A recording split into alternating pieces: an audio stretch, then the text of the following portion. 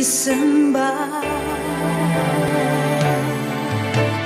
Yesus, Engkau juru selamatku.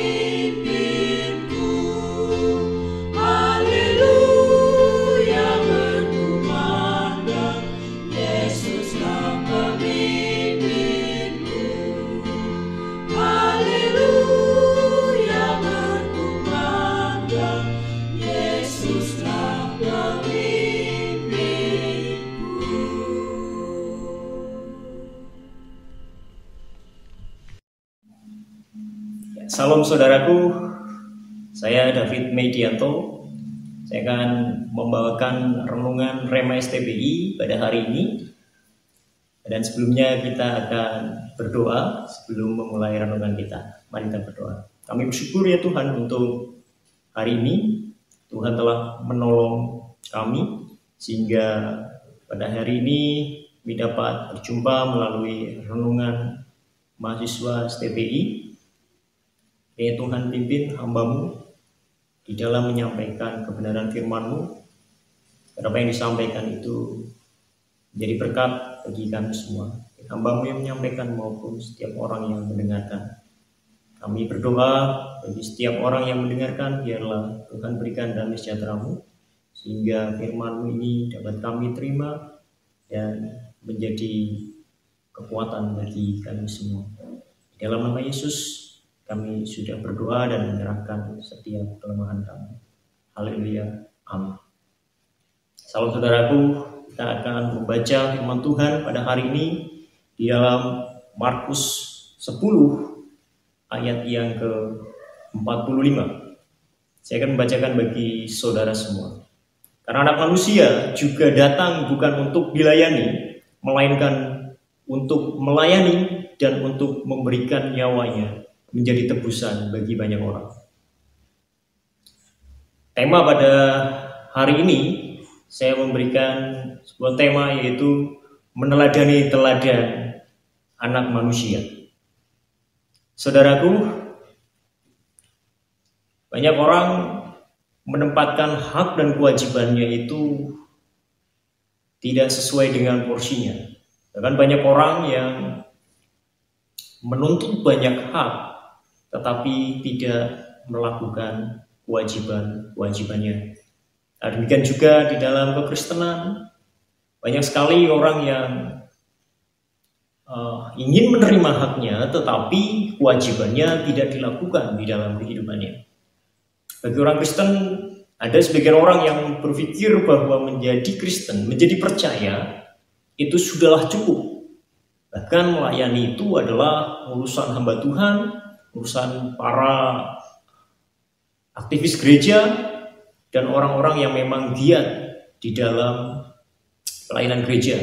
Banyak orang yang mengatakan bahwa saya tidak berbakat, saya tidak memiliki talenta ini dan sebagainya. Sehingga padahal itu adalah sebuah alibi untuk menutupi segala keengganan yang ada dalam diri mereka, sehingga mereka tidak mau terlibat di dalam pelayanan. Nah, pada hari ini melalui Markus 10 ayat 45, kita akan belajar bagaimana Markus ingin mengemukakan bahwa di dalam Injil Markus ingin menyampaikan kepada orang-orang di Roma bagaimana siapa itu Yesus, apa tujuannya dia datang, dan apa yang dia mau dan dia kehendaki bagi para murid-muridnya.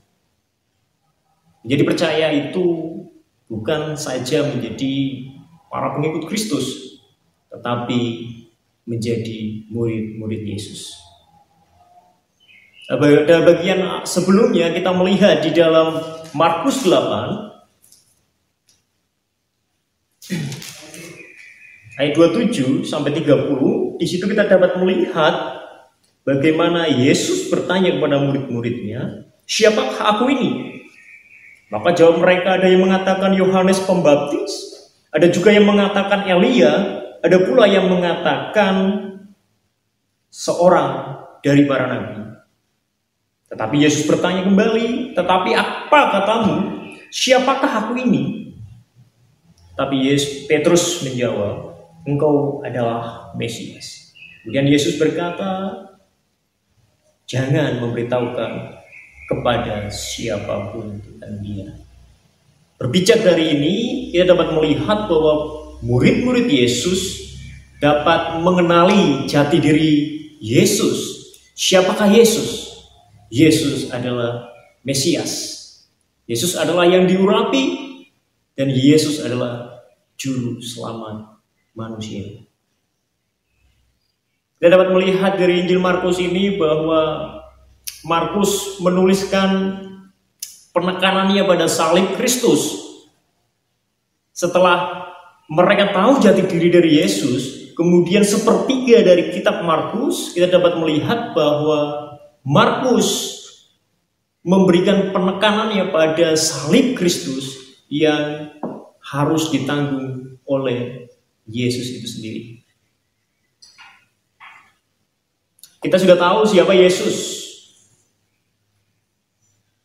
Nah, pada perikop ini kita belajar apa tujuan dari Yesus datang ke dunia. Yesus datang ke dunia agar kitab suci digenapi.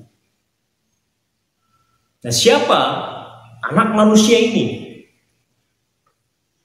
Anak manusia umumnya dipakai dalam percakapan bangsa Ibrani. Itu manusia. Yesus menggunakan frasa ini. Ketika kita mendengar kata anak manusia ini, kita dapat melihat dari kitab Daniel 7 ayat 14. Kita dapat melihat di situ bahwa lalu diberikan kepadanya kekuasaan dan kemuliaan dan kekuasaan sebagai raja. Maka orang-orang dari segala bangsa, suku, bangsa, dan bahasa mengabdi kepadanya. Kekuasaannya ialah kekuasaan yang kekal, yang tidak akan lenyap, dan kerajaannya ialah kerajaan yang tidak akan musnah. Di situ kita melihat bahwa segala bangsa akan melayani. Tetapi pada realitanya, Yesus menggunakan gelar ini sebagai anak manusia, tetapi merubah perannya. Yesus katakan, dia datang bukan untuk dilayani, tetapi dia justru datang untuk melayani. Yesus datang untuk melayani saya dan saudara. Dan yang kedua, kita melihat Yesaya 53 ayat yang ke-7. Kita melihat di situ bahwa dia dianiaya, tetapi dia membiarkan diri ditindas dan tidak membuka mulutnya seperti anak domba yang dibawa ke pembantaian. Seperti induk domba yang keluh di depan orang-orang yang menggunting bulunya, ia tidak membuka mulutnya. Saudaraku, apa yang dilakukan oleh anak manusia ini? Jadi kita melihat bahwa Yesus datang untuk melayani. Di Yesaya 53 ayat 7 ini kita melihat bahwa Yesus datang untuk menderita bagi saya dan saudara. Menjadi Kristen itu bukan kemudian hanya percaya saja, kemudian iman itu tidak diimplementasikan di dalam kehidupan kita. Menjadi percaya dan menjadi murid Yesus, maka kita wajib untuk melayani dan juga mau menderita bagi kemuliaan Tuhan, bagi pekerjaan Tuhan di dalam kehidupan kita bersama. Kewajiban seorang murid adalah untuk melayani dan juga menderita bagi pekerjaan Tuhan. Kita bukan hanya sekedar pengikut, tetapi kita adalah murid-murid Yesus. Mari meneladani teladan anak manusia yang seharusnya kita layani, tetapi dia mau melayani, dia mau menderita bagi kita, bahkan mau mati bagi kita semua yang percaya. Maka Tuhan mau kita juga melakukan hal yang sama, mau melayani sesama kita dan juga menderita, siap menderita bagi pekerjaan Tuhan. Mari kita berdoa. Kami bersyukur Tuhan, Engkau anak manusia yang mau melayani kami dan juga mau menderita oleh karena kesalahan kami. Engkau yang tidak bersalah dibuat seolah-olah bersalah oleh karena kami. Engkau ditindas, bahkan Engkau taat sampai mati. Engkau bangkit dari antara orang mati dan menebus kami semua. Ajarkan kami, karena kami percaya bahwa siapa Engkau adalah Mesias. Engkau datang untuk menggenapi kitab suci, dan Engkau mau kami sebagai murid-murid-Mu melakukan apa yang Tuhan telah teladankan di dalam kehidupan kami. Meski ini sulit Tuhan, tetapi kami percaya ketika Tuhan mau dan kami percaya kepada-Mu, maka Tuhan akan menguatkan dan memimpin kami di dalam kehidupan kami. Kami bersyukur untuk waktu ini dan kami menyerahkan kehidupan kami sepenuhnya ke dalam tangan kuasa-Mu. Di dalam nama Yesus kami sudah berdoa. Haleluya. Amin.